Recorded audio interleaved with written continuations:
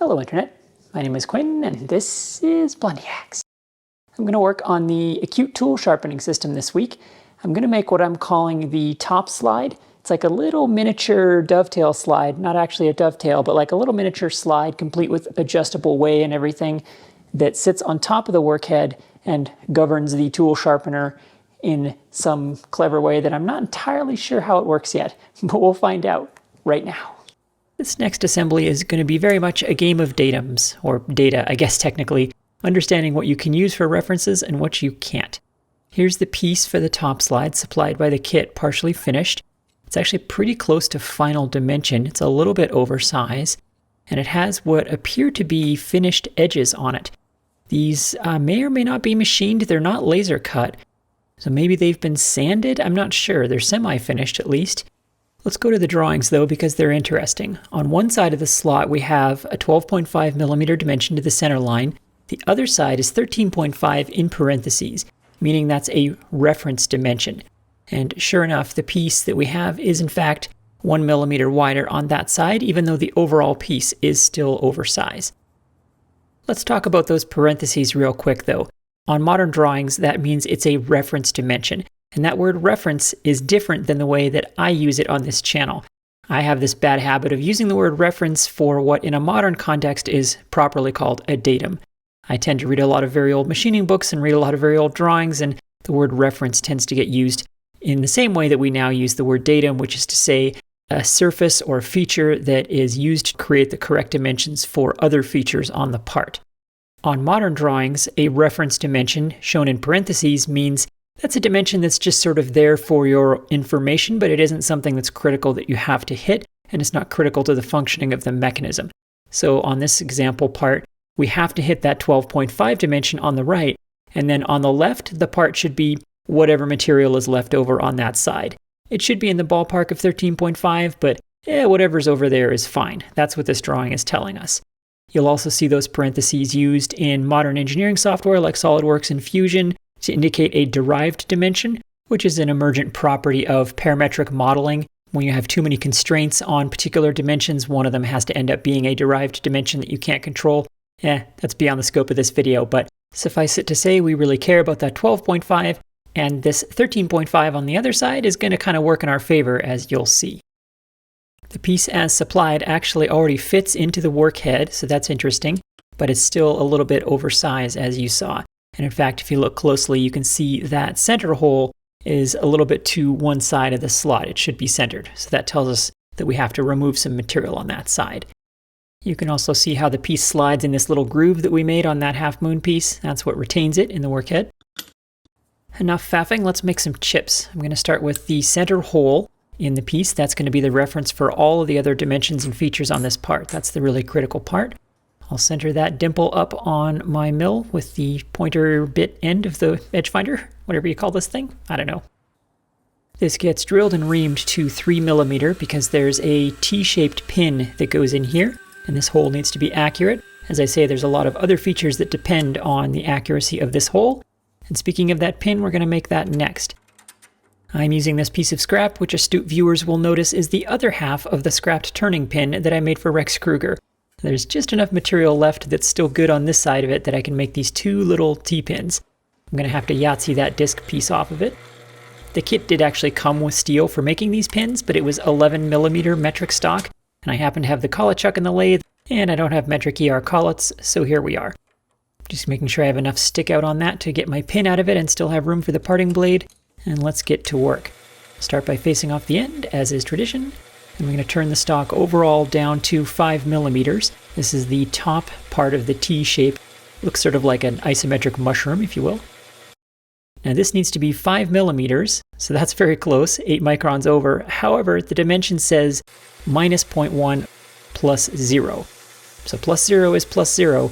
Even though we're only 8 microns over, that is over. So I'm going to bring it down those last 8 microns with some emery. And now we are 1 micron under, so I will take that. There. Are you happy? We're under. We're not over, we're under. Sorry, you there was the drawing. I'm not yelling at you. I'm sure you're very nice. And by you, I mean you. Then the narrow part of the mushroom gets turned down to 3 millimeter to fit in that reamed hole.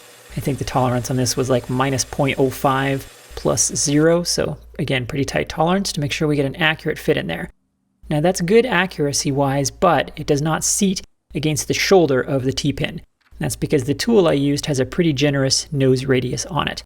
Now every tool has some nose radius on it, but if you have a pointy enough tool, you can get away with just having a little bit of a chamfer on the mating part. However, for situations like this, the threading tool is really good for getting in there and digging that chamfer out of there. And now we've got a nice flush fit on that shoulder. Looking good.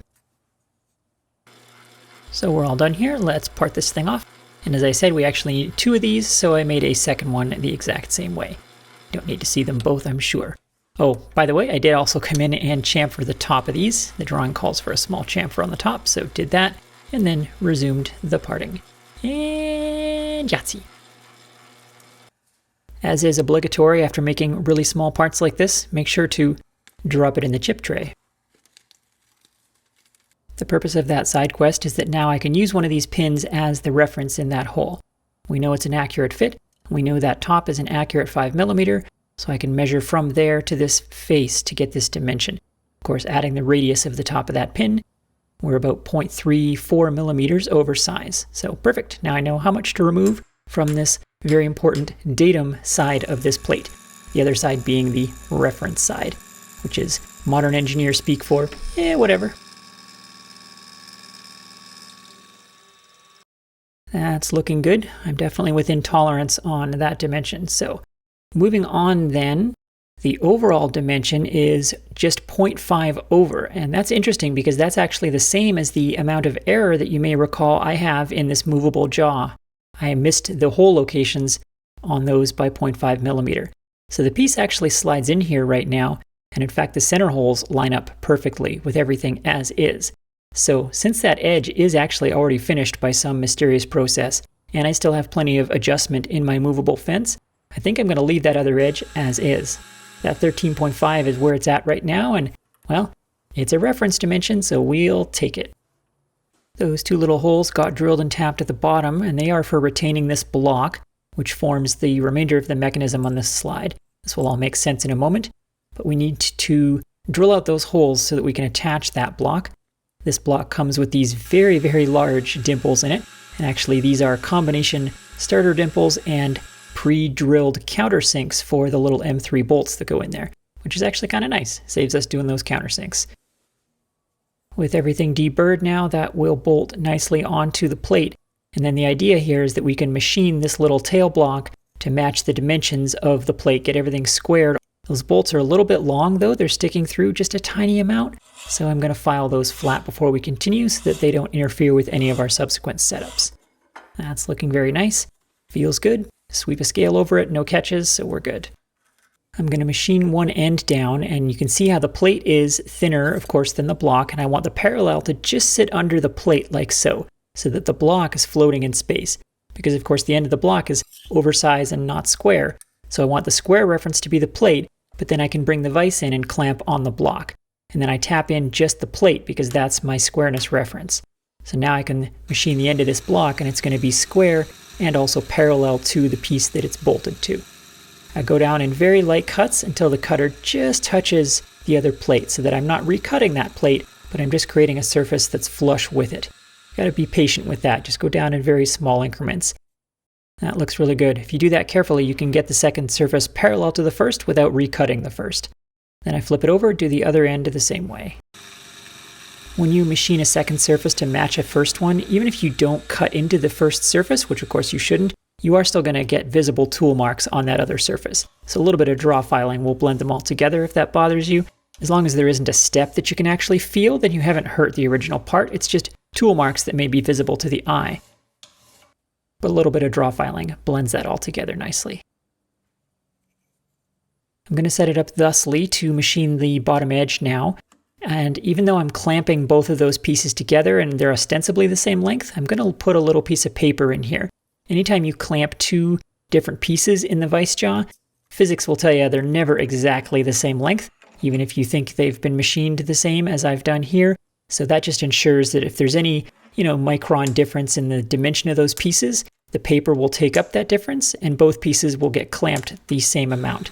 you don't risk one of the pieces being slightly loose because the other one is just enough bigger that the vise doesn't clamp on the other one properly. Then once again machine down until I can see just the tiniest wisp of contact with the existing surface and that cutter. That's looking good, everything cleaned up nicely.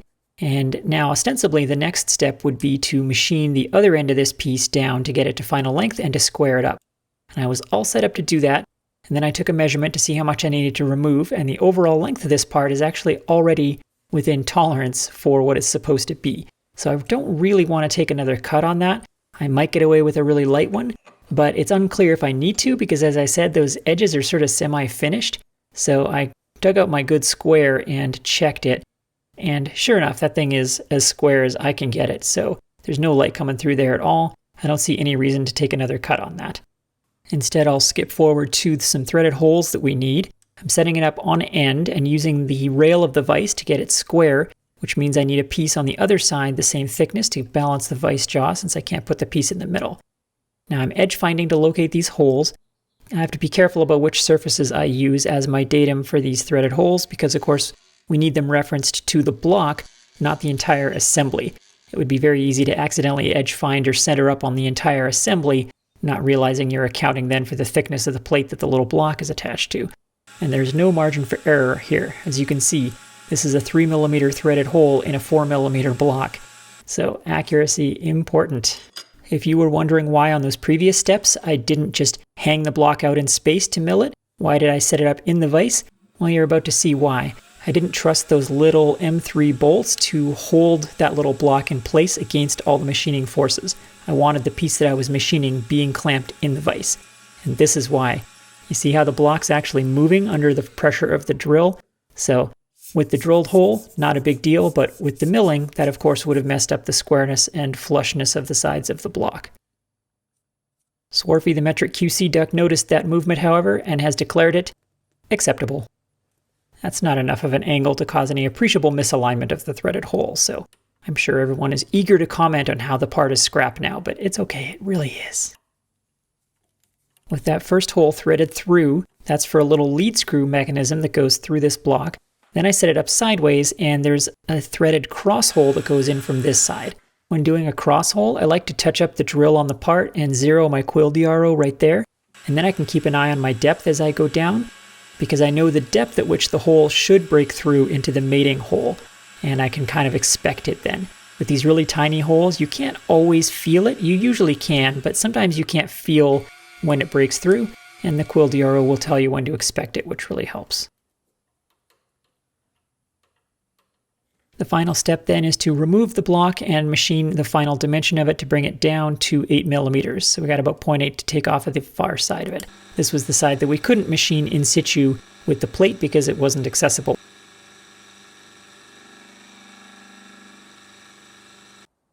With that little block done, now I can install that T-pin that we made permanently.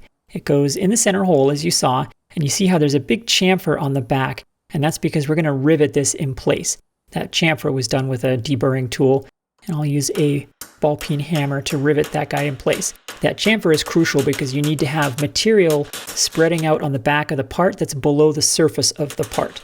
And that's so that you can then file that surface flat, and you're not filing away the material that you've peened over that was holding it in place. Done properly, a rivet like this is completely seamless and extremely, extremely strong. Not that it has to be that strong in this case, but it's a nice finishing technique. So the scale sweeps over that. You can see that that's been filed perfectly smooth with that surface. There's no sign of that riveting ever having been done, except for, of course, the color difference. Riveting is a really beautiful process. The other T-pin goes in the center of the workhead, and it acts as a guide for that center slot on the plate. And I was all ready to test fit this and admire my work when I realized that, oh, that slot is too small. I assumed that slot was finished already from the factory, but it's not. It's a millimeter undersized still. I was expected to mill that out. So let's do that. It's a 5mm slot, so I dug through my metric end mills, and I have a 6mm and a 4mm, because of course I do. So I guess we'll go with the 4mm, although since it's undersized, I could use an imperial end mill too, that would be fine. I'm going to be widening the sides of it in a couple of passes instead of just running the nominal size right down the center. This is going to squircle the shape of the slot a little bit, but that's not going to hurt anything. Once again, being very careful on my datum because, again, remember that slot is by design not in the center of this plate. So it would be very easy to get this wrong if not carefully using the correct reference edges. Sorry, datum edges, the 12.5 edge from the drawing that we looked at in the beginning. A quick half mil lap around to the outside of that slot with this end mill opens it up to the correct dimension. And let's try that test fit again. Boy, it's really close. It's quite tight. Let's see if I can get it on there if I loosen the fixed jaw a little bit. See if I can get it seated down on there. Yeah, so now it slides really nicely.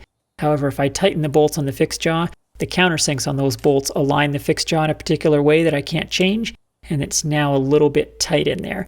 It moves, but it's tight. You can see why all those datum tolerances are so important on this part. But a couple of strokes with a file, that did the trick, and now it slides in there very nicely. That's beautiful. So let's get the adjustable jaw on there now and make sure that I can bolt everything up in a way that is adjustable to the point that everything still moves nicely. If my errors had accumulated to the point where I didn't have enough movement in the jaw to retain it and still move nicely, then now would be the time I want to know. But it looks good. Now let's go ahead and machine the outsides of these half moon parts, which I couldn't do until now because I had to test with that slide. I'm going to bolt it onto the mandrel that we've been using for so many things on this project.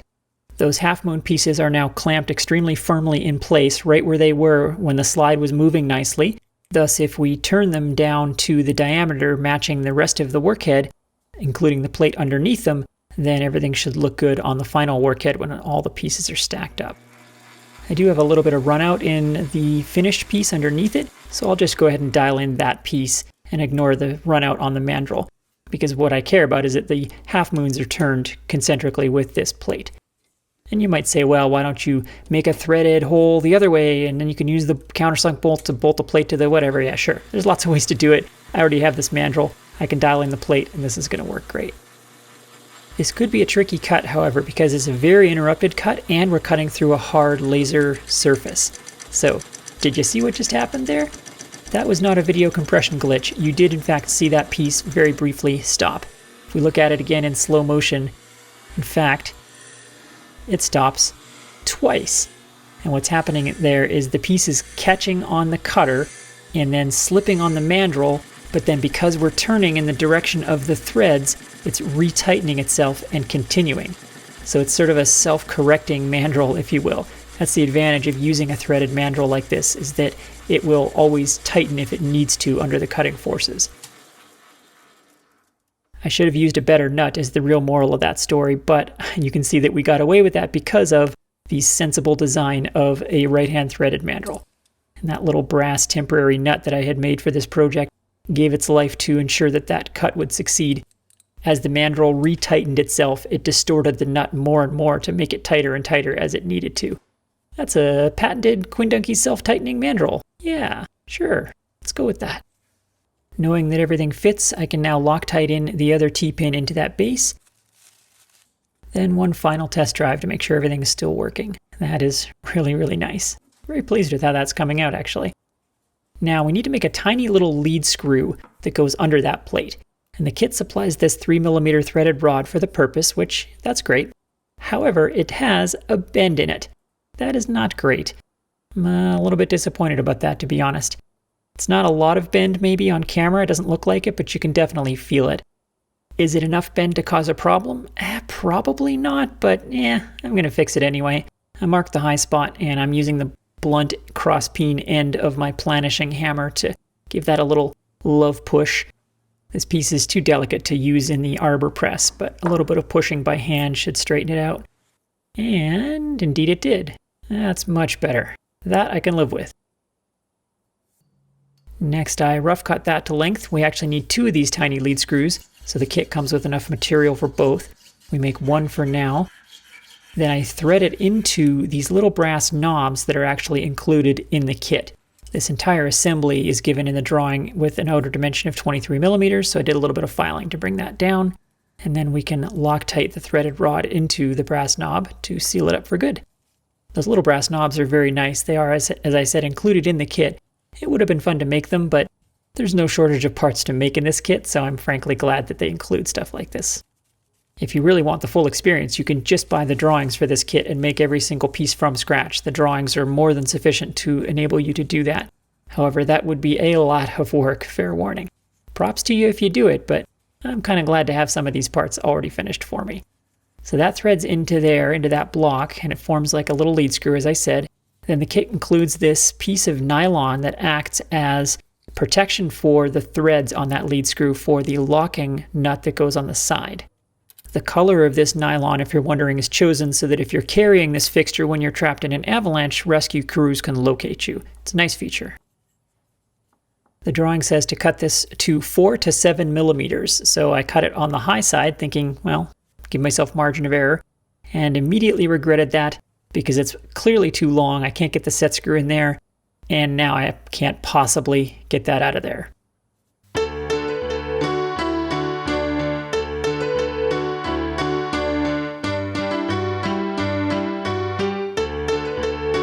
And the horse you rode in on. What I've decided to try and do is fish it out of there with some stainless steel music wire. It's very stiff but also flexible, so it should just be a matter of getting the exact right shape of hook in the end of it to coax it out through the side hole that intersects with this hole. And result, with just the right shape on the end of that stainless steel music wire, out it came. That took a while. I was just about to get out the torch and melt it out of there, but luckily I didn't have to resort to that. So I cut it down to the minimum tolerance, 4 millimeters, and that looks like a perfect fit. Now the set screw goes in there perfectly nicely, lines up flush, and provides some nice friction on that lead screw, or you can tighten it down further to act as a lock. Let's do some test assembly now. I'll get the workhead back together and get the slide back in here. We can give that little lead screw-like thing a test drive. I keep calling it a lead screw, but it's really more of a depth stop, I would say, because of course it's not attached to the base. So it winds the slide in one direction, but if you turn the knob the other way, the slide doesn't wind the other way. It just loosens this knob, and then you can slide it the other way manually up against that threaded rod. So I think it's more like an adjustable depth stop, and then you can lock it down with that set screw on the side if you need to. I'm not entirely sure how all this works. I don't really understand yet how this tool sharpening system works, so this is a journey of discovery for both of us, but you can see how that makes a nice depth stop there. Well, that's it for this mechanism. We've made some good progress. There was some pretty interesting stuff in there, a very technical part to make, deceptively so. Thank you very much for watching. I hope you've enjoyed this series so far. Stick with me while we learn how this thing actually works. Thanks to my patrons for making all of this content possible, and I will see you next time.